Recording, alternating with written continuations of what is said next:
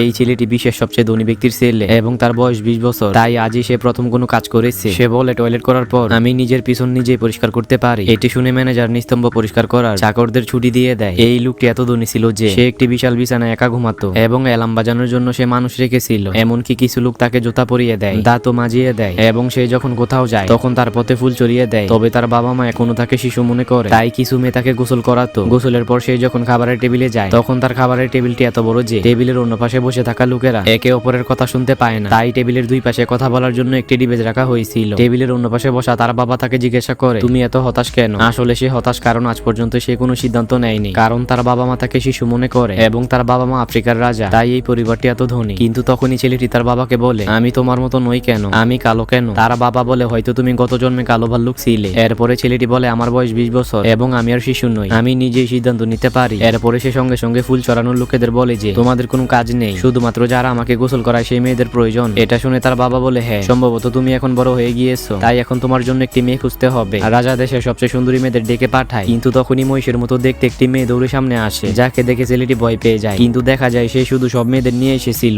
এরপরে একটি সুন্দর কালো মেয়ে তার সামনে আসে, যাকে সে পছন্দ করে নেয়।